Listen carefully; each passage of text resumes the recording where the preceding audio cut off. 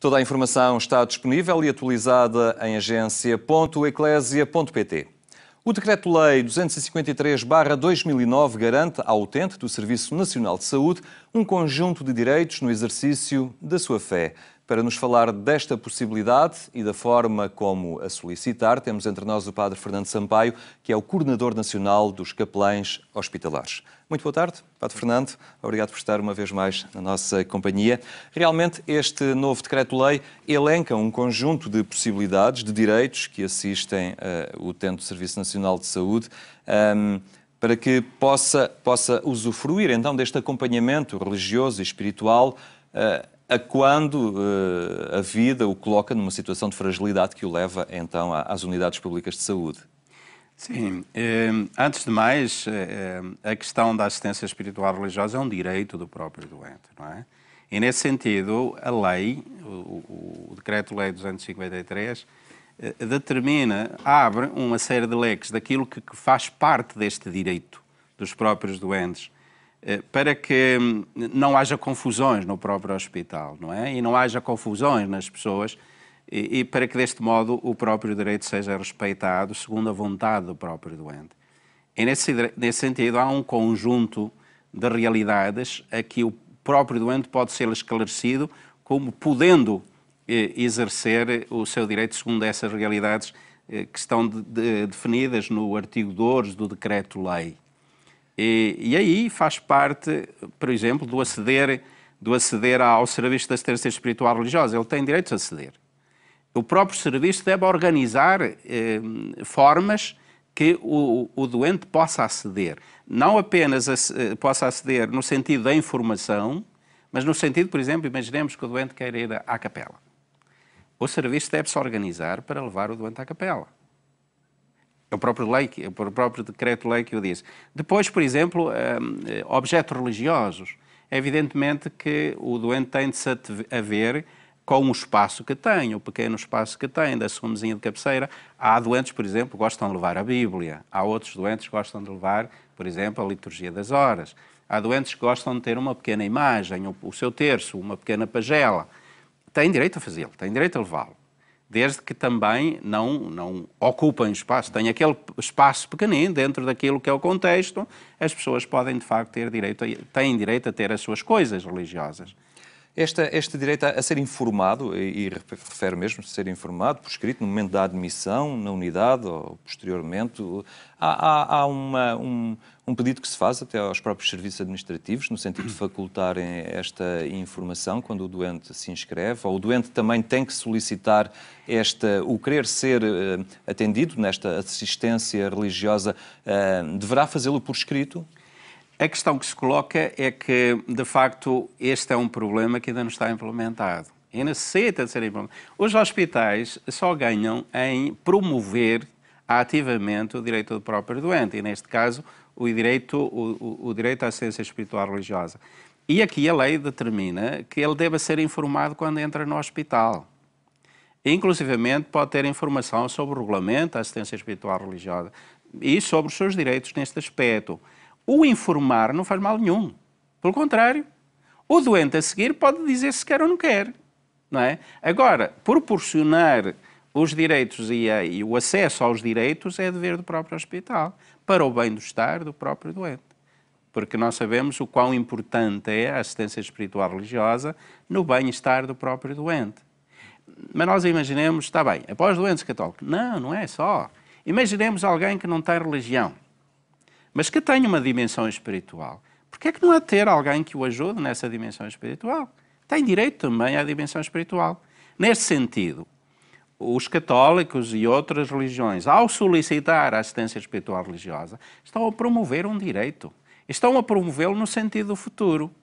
Por exemplo, imaginemos alguém que não quer nada com a religião, mas que tem a sua dimensão religiosa, é laico. Estamos a defender os direitos dos laicos também a ter dimensão espiritual e a ter assistência espiritual no próprio hospital. Mas depois este pedido tem que ser formulado por escrito, na medida das possibilidades, ou pelos familiares da pessoa? Essa informação em princípio, devia ser por escrito. E devia depois a informação, ou melhor, a solicitação do próprio doente ficar registada. E deve ficar registada no serviço, como deve ficar registada no serviço de assistência espiritual religiosa, quando o tal chega ao serviço através do serviço de internamento. Deve ficar registada para que conste e, sobretudo, para que não haja confusões, ou então, se houver alguma queixa, para que se veja de onde é que vêm as questões, não é?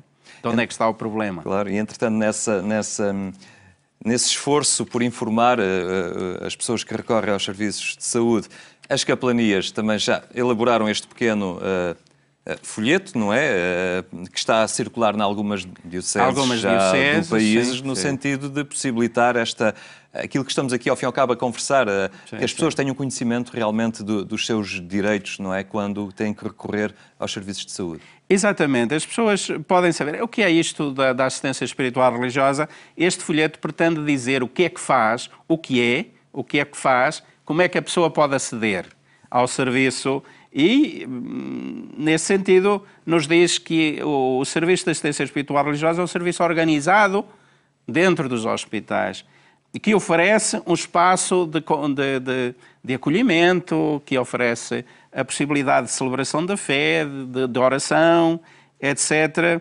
E depois que também, exatamente, o doente pode ter a iniciativa de o solicitar e deve o solicitar. Aliás, a solicitação da assistência espiritual religiosa até é um mandato que vem na Bíblia, diz Santiago: algum de vós está doente, são os presbíteros da Igreja. Nós devemos viver a nossa fé em todas as circunstâncias e muito mais no tempo da doença, não é?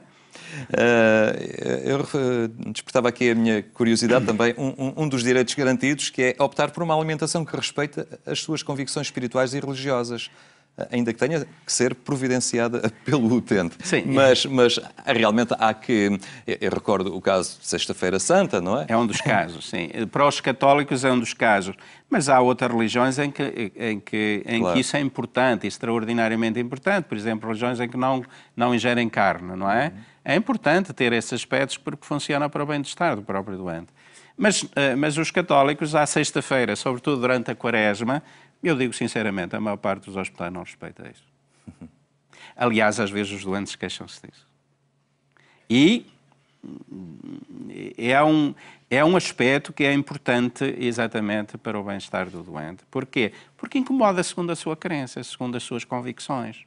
A pessoa tem toda uma vida de hábito, não é? Exato, é uma vida de hábito. Vai contra as suas convicções, vai contra as suas crenças e incomoda. A pessoa não se sente em casa. E é importante que num hospital a pessoa se senta o mais possível. Além disso, a pessoa até se pode sentir em falta, não é? Exatamente, em falta. Algumas pessoas depois confessam-se dizendo: eu pequei, eu não fiz aquilo que devia. Quer dizer, é incómodo isto. E é escusado acontecer, não é?